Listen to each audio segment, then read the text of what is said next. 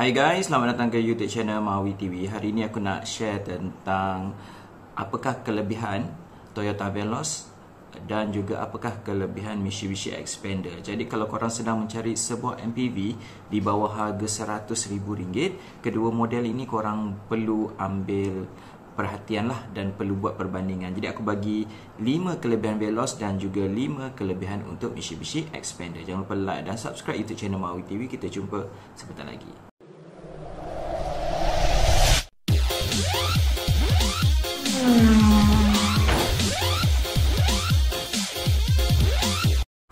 Okay guys, kat sini aku nak share kat korang 5 kelebihan Toyota Veloz taklah berbanding, tapi apakah kelebihan ataupun selling point untuk Toyota Veloz ini jika korang berhasrat untuk membelinya. Okay, yang pertama untuk Veloz ni apa kelebihannya adalah harga. Okay, ianya dijual pada harga RM95,000 sehingga RM96,300. Jadi kat sini harga yang ditawarkan adalah harga yang lebih murah berbanding dengan Mitsubishi Xpander yang dijual pada harga RM99,000 dan menghampiri RM100,000. Jadi yang pertama adalah faktor harga. Ini akan memainkan peranan penting lah kepada orang yang nak membeli. Dan kita faham MPV untuk harga di bawah RM100,000 ni bukanlah golongan yang berpendapatan tinggi sangat yang beli. Kebanyakannya middle class ataupun B40 yang teringin ataupun nak memakai sebuah MPV import sebagai contoh. Jadi mereka akan cari yang mana yang paling budget. Yang kedua untuk Veloz ni, kenapa korang boleh ataupun kenapa ianya akan menjadi pilihan kerana image yang ditawarkan. Okay, kerana berbanding dengan Xpander, image yang ditawarkan oleh Toyota Veloz adalah lebih premium, termasuk juga dengan Alza. Okay, jadi Veloz ini menampilkan elemen-elemen premium pada sebuah MPV budget untuk pasaran Malaysia. Jadi kalau korang suka sebuah kereta yang kelihatan lebih premium, lebih elegan, sebenarnya Veloz adalah pilihan yang lebih baik. Okey, seterusnya yang ketiga adalah teknologi. Okey, teknologi ni agak bernilai. Yang terdapat pada Veloz ni adalah Toyota Safety Sense, di mana kat situ lengkap dengan semua safety yang ada. Dan yang paling menarik, dia ada juga Adaptive Cruise Control. Okey, ini antara spek yang ramai tunggu-tunggu yang dibekalkan untuk model-model Toyota. Jadi untuk Veloz ni dia dah bagi Adaptive Cruise Control. Jadi aku rasa ianya memberi nilai tambah untuk Toyota Veloz dijual dengan lebih banyak. Yang keempat, kenapa korang perlu pilih Veloz adalah kerana ianya datang dengan transmisi CVT. Mungkin enjin untuk kedua-dua model ni lebih kurang sama saja, dia punya kuasa dan sisinya, tetapi untuk transmisi ada perbezaan, di mana Veloz ini datang dengan transmisi CVT. CVT ni ada dua kelebihan sebenarnya, kerana ianya akan jadi lebih lancar dan kedua akan menjimatkan penggunaan minyak korang. Jadi transmisi CVT ni adalah nilai tambah bagi mereka yang minat kepada transmisi ini, dan ia akan menghasilkan dua benda tadi lah yang aku sebut, kelancaran dalam pemanduan. Yang keduanya adalah penjimatan dalam penggunaan bahan api. Aku rasa penjimatan minyak ni sangat penting dan perlu dititik beratkan lah untuk korang cari sebuah MPV keluarga. Okay, yang kelima, kenapa korang perlu pilih Veloz adalah kerana after sale Toyota yang diketahui sebagai antara yang terbaik untuk pasaran Malaysia ni. Jadi servisnya yang baik dan mudah untuk cari service center.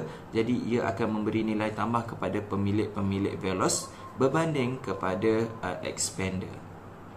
Okey, itu tadi 5 kelebihan Toyota Veloz. Jadi kalau korang mencari Xpander, okey, ini ada 5 kelebihan untuk sebuah Mitsubishi Xpander.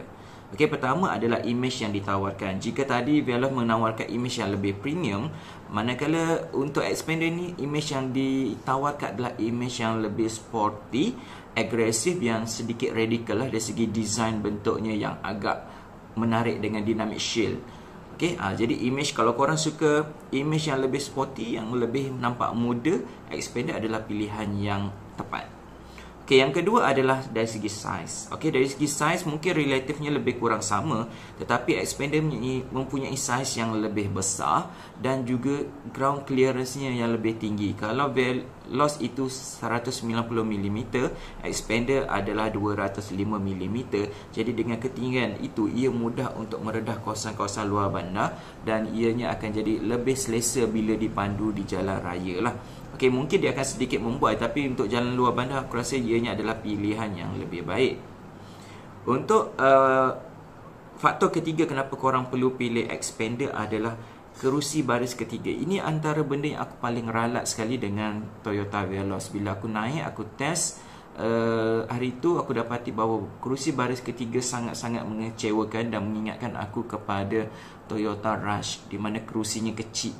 Bila kecil, mungkin lebih sesuai untuk kanak-kanak. Sedangkan Veloz itu mempunyai ruang yang agak luas sebenarnya untuk kerusi baris ketiga, tetapi disebabkan kerusinya kecil ataupun pendek, ini menyebabkan ianya tidak sesuai dinaiki oleh orang dewasa untuk perjalanan jauh. Kalau perjalanan sejam dua pada aku okey, tapi kalau lebih daripada 2 jam akan mendatangkan keletihan yang teramat sangat untuk orang dewasa.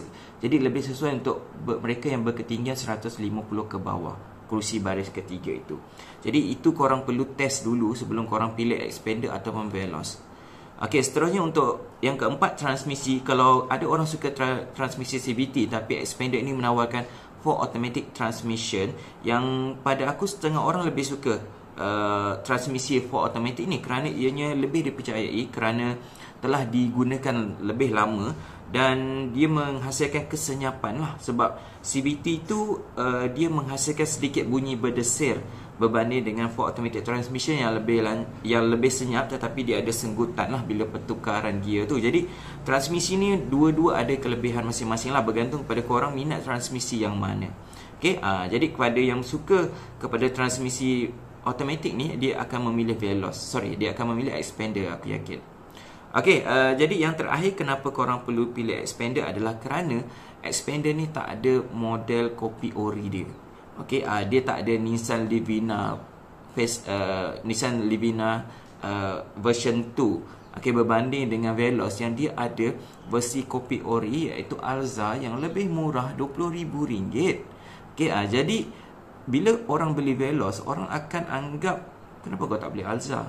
Kenapa kau bayar mahal ni untuk dapat lambang Toyota? Pada orang yang tak tahulah. Tapi bagi orang yang faham apa kelebihan korang dapat untuk beli Veloz, dia tak adalah cakap macam tu. Tapi untuk expander, dia dah tak ada pesaing. Maksud aku, dia tak adalah yang sebiji macam dia. Jadi kalau ada sebiji macam expander, mungkin Grand Livina, okay, ataupun Nissan Livina, mungkin orang akan tanya kenapa korang tak pergi Livina. Okay, jadi untuk expander ni dia tak ada kopi ori. Jadi orang takkan mempertikaikan kenapa kau memilih Veloz berbanding dengan Alza yang lebih rendah. Tapi expander tak ada benda-benda macam tu lah. Jadi itu je yang aku nak share hari ni. Kenapa korang perlu pilih Veloz atau kenapa korang perlu pilih expander. Jangan lupa like dan subscribe YouTube channel Mawi TV. Kita jumpa lagi dalam video seterusnya. Assalamualaikum. Bye.